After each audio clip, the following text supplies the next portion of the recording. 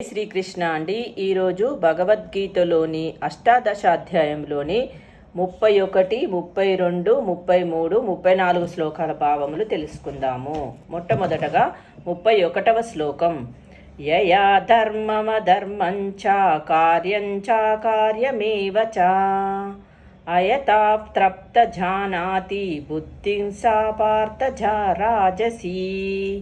దీని యొక్క భావము: ఓ పార్థ, ధర్మాధర్మములకు నడుమగల భేదమును గాని చేయదగిన కార్యము మరియు చేయదగని కార్యమునకు నడుమగల భేదమును గాని తెలుసుకొనజాలని బుద్ధి రజోగుణ ప్రధానమైనది అని భావము. 32వ శ్లోకం. అధర్మం ధర్మమితియా మన్యతే తమసావృత సర్వార్థాన్ విపరీతాం చ బుద్ధిం సా పార్థ తామసీ. దీని యొక్క భావము: ఓ పార్థ, అజ్ఞానము మరియు భ్రాంతి కారణముగా అధర్మమును ధర్మముగాను మరియు ధర్మమును అధర్మముగాను భావించుచు ఎల్లప్పుడూ తప్పుత్రోవన పోవునట్టి బుద్ధి తమోగుణమును కూడినట్టిది.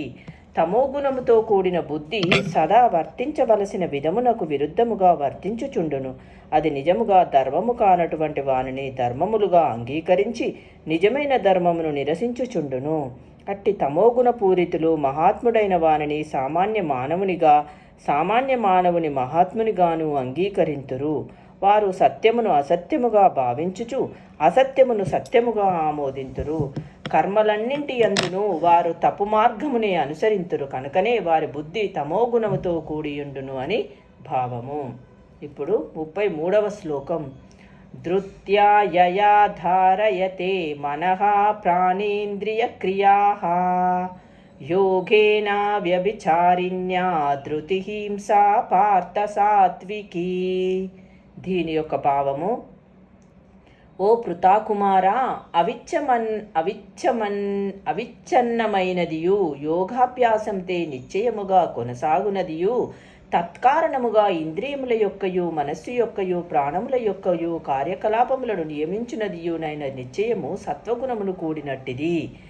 యోగము పరమాత్మను అవగాహన చేసుకొనుటకు ఒక సాధనము. తన మనస్సును ప్రాణమును ఇంద్రియములను పరమాత్మయందు కేంద్రీకరించి దృఢ నిశ్చయముతో నుండువాడు కృష్ణ చైతన్యమున నెలకొనిన వాడగును. అట్టి స్థిర నిశ్చయము సత్వగుణమునకు సంబంధించినది. అవ్యభిచారిణ్య అను పదము మిక్కిలి ముఖ్యమైనది. ఎందుకనగా కృష్ణ చైతన్యమున నెలకొనిన వారు ఏ ఇతర కార్యముల చేతను పెడత్రోవ పట్టరని ఈ పదము సూచించుచున్నది అని భావము. ఇప్పుడు 34వ శ్లోకం. యయా తు ధర్మ కామార్థాన్ ధృత్యా ధారయతే అర్జున ప్రసంగేన ఫలాకాక్షి ధృతిం సా పార్థ రాజసీ. ఓ పార్థ, కానీ ఏ నిశ్చయముచే మానవుడు ధర్మార్థ కామములందలి ఫలములేడ ఆసక్తిని వహించును అట్టి నిశ్చయము రజోగుణ ప్రధానమైనట్టిది అని భావము. జై శ్రీకృష్ణ అండి. రేపటి వీడియోలో మరికొన్ని శ్లోకములతో మళ్ళీ